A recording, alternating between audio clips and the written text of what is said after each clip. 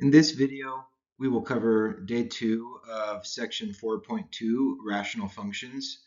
Please note that this video will be posted on Canvas. You can go back and re-watch examples, pausing the video as needed.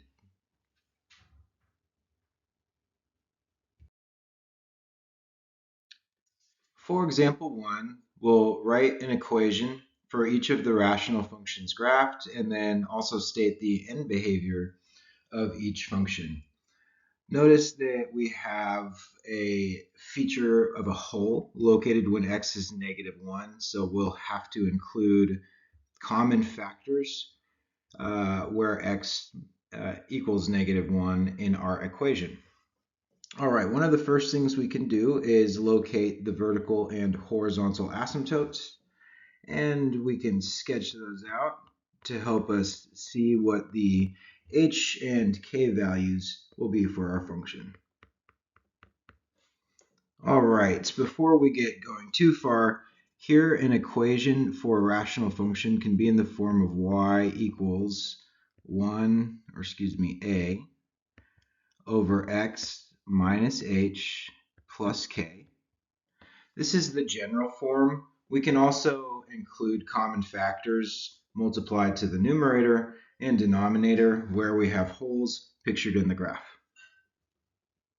Okay, right away we can see that we have a horizontal asymptote where y is equal to 1. Therefore, our k value for this equation should be 1. We can also note here that the vertical asymptote occurs at x equals +1, and that implies that h will be 1 in our equation as well.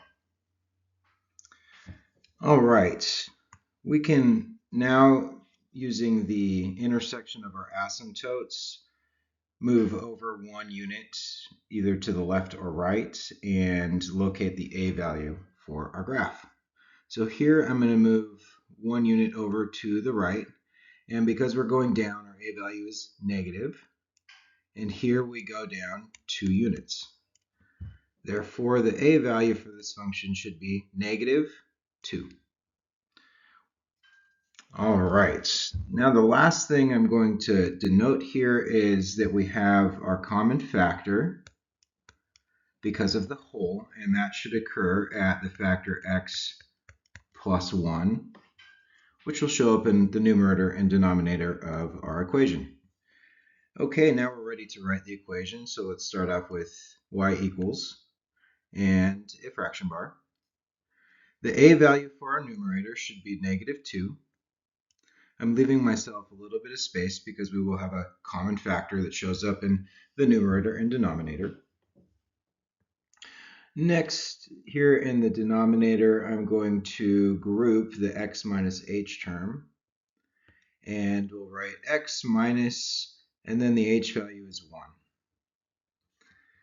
All right, I'm going to finish out the fraction portion of this equation by now including the common factor that shows up in the numerator and denominator of our function because we have a hole located when x is -1.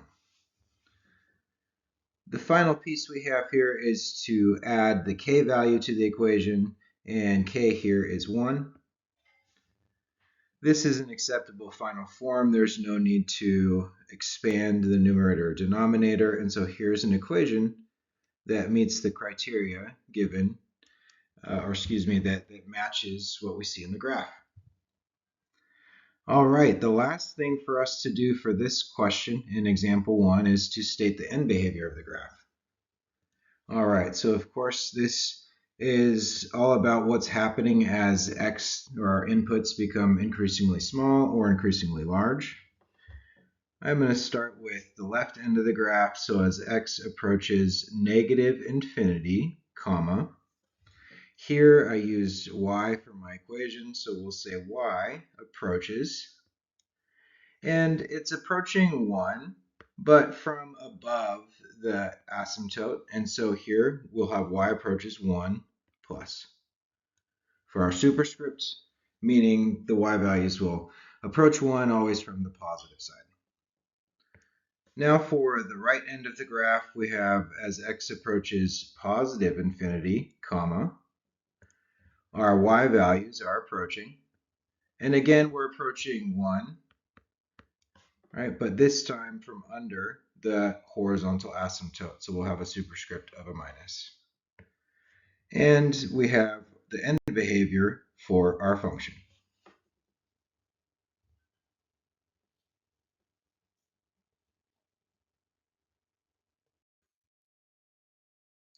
We have a similar example for part B. Notice again we have a rational function and there is a hole pictured in the graph. I encourage you to work ahead and try coming up with the equation for this function ahead of the notes, and then you can check your answer after. All right, so let's start by sketching or visualizing where our asymptotes will be. Those will be important for identifying our shifts as well as helping us identify the a value for the function. So first I'm going to sketch my horizontal asymptote, and that looks like it's going to appear at y equals 2. The vertical asymptote, we can look where the function's outputs are approaching the infinities and of course that occurs when x is -1. So let's sketch out the vertical asymptote. Now that we have each, we can denote that the k value should match the horizontal asymptote, and that's at +2. And our h value will match the x value that we cannot equal for this function that's undefined, and that would be -1. Now to identify the a value for the function, we can go to the intersection of our asymptotes and move over 1 unit to the right.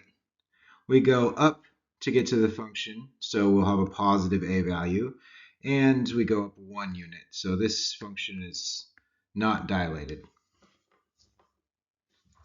All right, finally, I'm going to note here that we have a hole when x equals 3, and thus, or therefore, we'll have a common factor in the numerator and denominator of our function where x minus 3 will show up. All right, now that we have the key information for this, we can write an equation for this graph. Once again, I'm going to choose to use y, right? So y equals, function notation is fine as well when writing your equations. All right, now that we have the setup, let's write our fraction bar for the rational function and start with an a value of 1 in the numerator, which really isn't necessary. And in the denominator, I will include x minus h in parentheses, so that will actually look like x and then plus 1.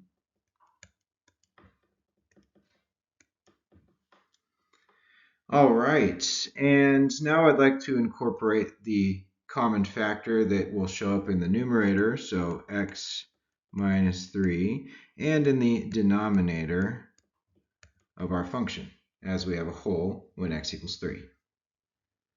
Finally, the last value to add is the k value, and that is +2. And we have our equation that matches what we see in the graph.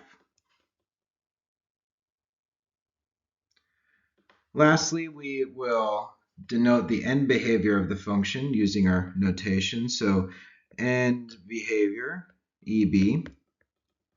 All right, let's start with x as that approaches -infinity to the left of our graph. Of course, we'll be approaching the value of the horizontal asymptote, but denote if you're approaching from above or below. And we're approaching from below. So to the left end of the function, our y values will approach 2 with a negative superscript. For the other end of our function, as x approaches +infinity, comma, our y values will approach 2, but this time from above, so denote that with a superscript of a positive. Here is the end behavior for our function, and we are done writing equations from our graphs.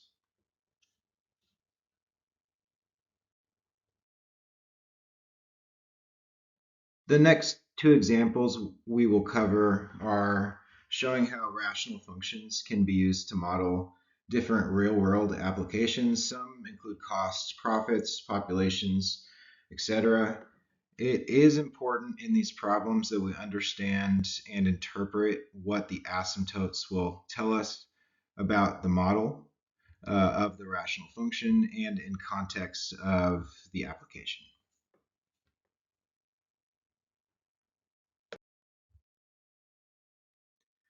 All right, in our first example with applications, here we have Liam who's purchasing a riding lawnmower for $4,500, and he's mowing the lawns of local businesses in his community. Each time Liam mows a lawn, he incurs a cost of $50, which covers gas and maintenance. We have an equation where the average cost, capital C, is equal to 4,500 plus 50x divided by x. And this represents his average cost per customer as a function of the number of lawns mowed. For part A, we'll state an appropriate domain and range for this function using a little bit of the context to come up with our values. All right, so firstly for domain, here when we are considering the domain, we're talking about the number of lawns that Liam will mow.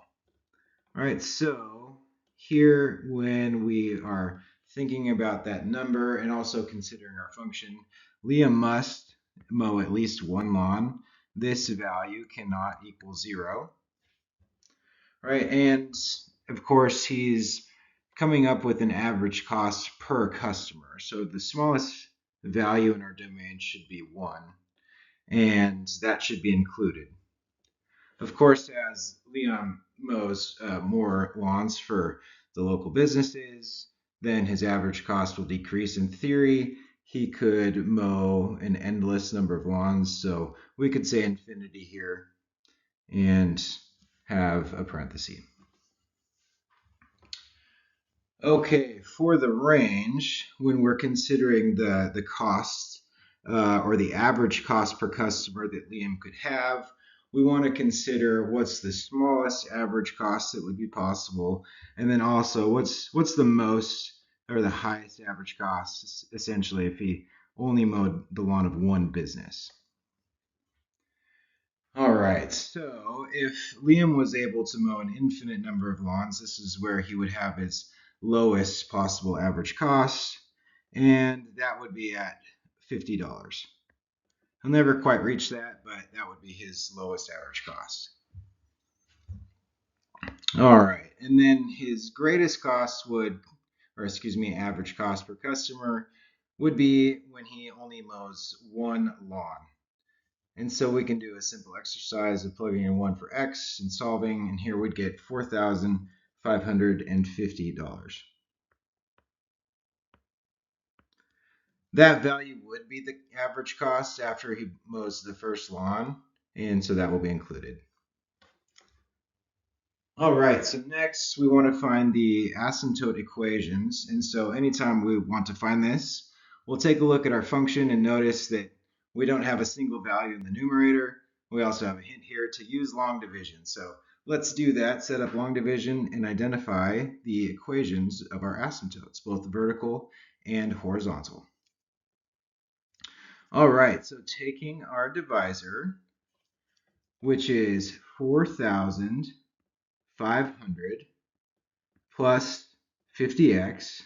Here I'd like to write the 50x first, right, and reorder my expression in standard form. And then here we're dividing, right, by x. Okay, so first, right, 50x divided by x would give us a value of 50. That will go in our numerator. And now let's multiply by our divisor and subtract.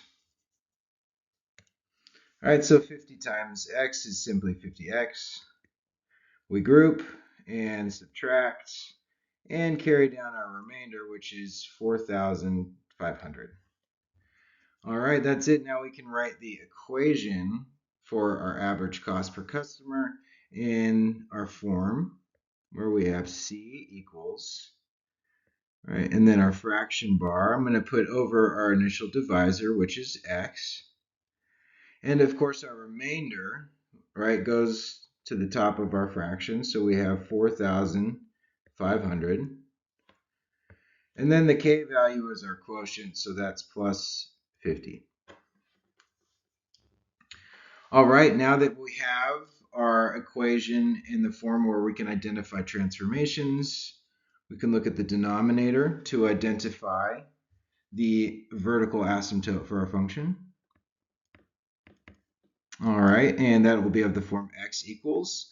And of course, looking at our denominator, that's simply x, right, which implies that x cannot equal 0. All right, so the equation for our vertical asymptote will be x equals 0. Next, for the horizontal asymptote, that will be of the form y equals, and we'll look at the k value for our function, which will match the horizontal asymptote equation. That's y equals 50.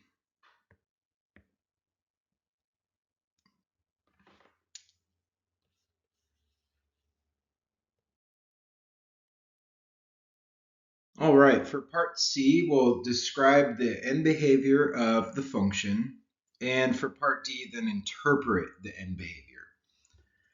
Okay, so let's start with the describing end behavior, and we'll have our two ends. So as x approaches negative infinity and as x approaches positive infinity.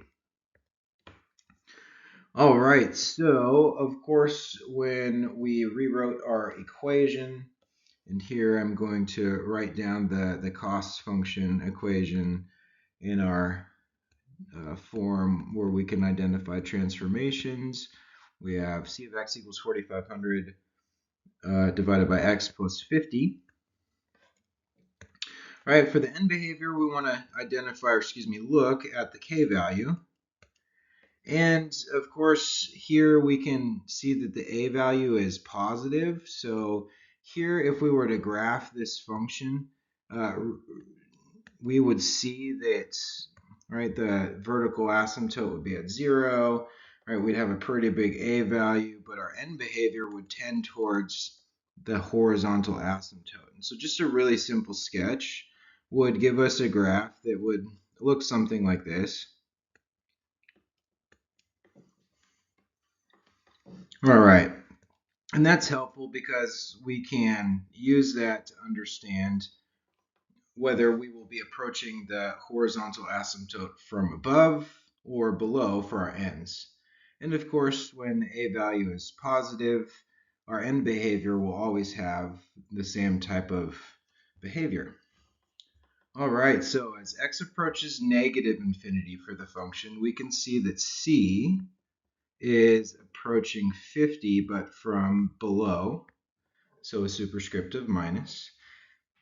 And as x approaches positive infinity, c is approaching 50 from above.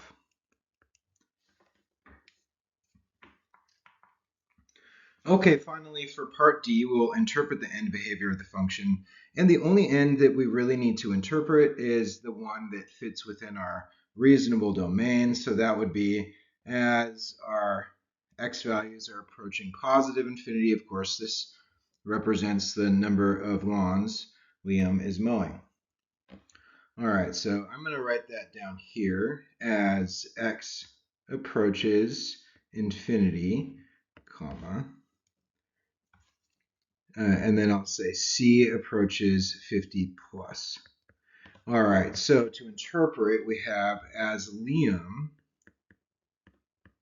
mows increasingly more lawns, and I'll abbreviate increasingly. So as Liam mows increasingly more lawns,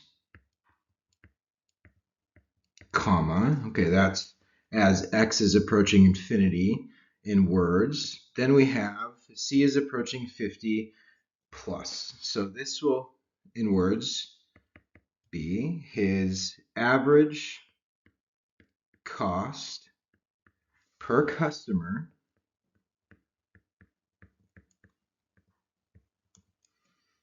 gets closer to $50.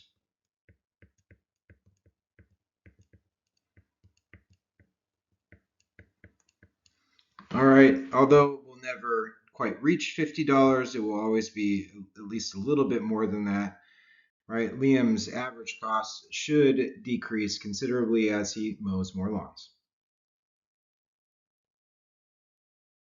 All right, for our final example, we'll take a look at another application, this time with Alana, who is a softball player at some Centerville High School.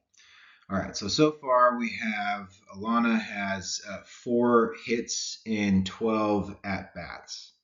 She wants to improve her batting average, which is just taking the total hits divided by at-bats, and improve that. So she writes an equation to calculate her average, and this is based off getting consecutive hits in her upcoming at-bats. This equation will be modeled by B of x, so the batting average for Alana is 4, her current hits, plus the number of consecutive hits she has, divided by 12, her current at-bats, plus the additional at-bats she has. For part A, we'll describe the meaning of the y-intercept in context of the problem. So, of course, if we were to identify the y-intercept, we'll set x equal to 0 and solve. All right, so the b of 0 in this function will be 4 plus 0 over 12 plus 0, which is 4 over 12. And in baseball, batting averages are expressed to the thousandth place. All right, so this would represent Alana's current batting average with no additional at-bats or consecutive hits. So this is Alana's current batting average with no additional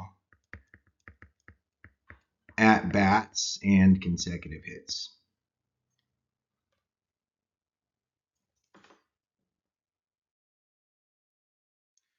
All right, so for part B, we want to identify the equation of the horizontal asymptote.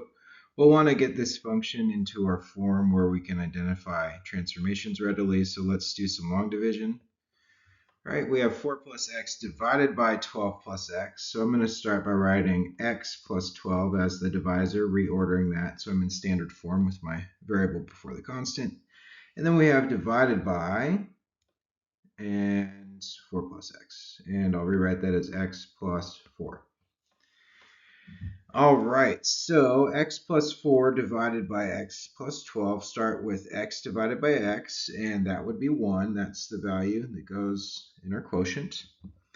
Now multiply by the divisor, so 1 times x plus 12 is x plus 12.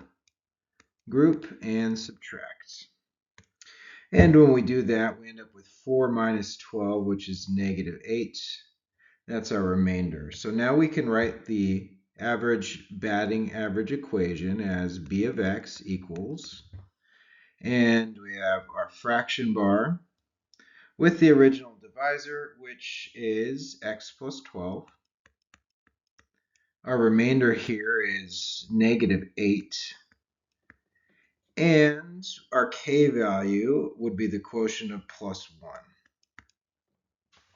All right, so noting here that the a value is negative, this means the graph's reflected, so that will change our end behavior. Just for a rough sketch, here we'd see that we'd have vertical asymptote maybe somewhere over here, doesn't really matter, and a horizontal asymptote at 1.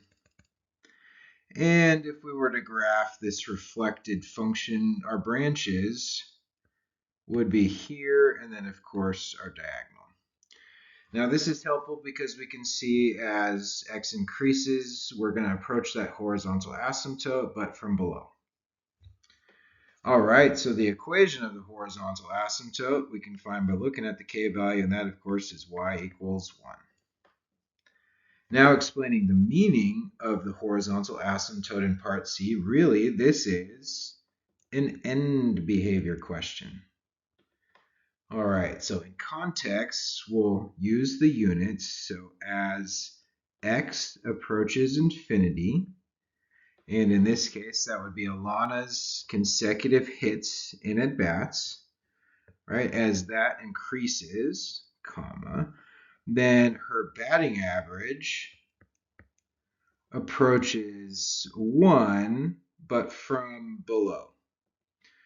All right, so in layman's terms, as Alana's consecutive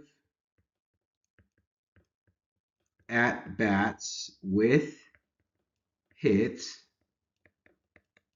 and then increases, her batting average, I'll abbreviate that BA, approaches, and then in baseball we'd use 1.000 or 1,000. All right, so again, as Alana's consecutive at-bats with hits increases, her batting average will approach 1,000 but never quite reach it from below.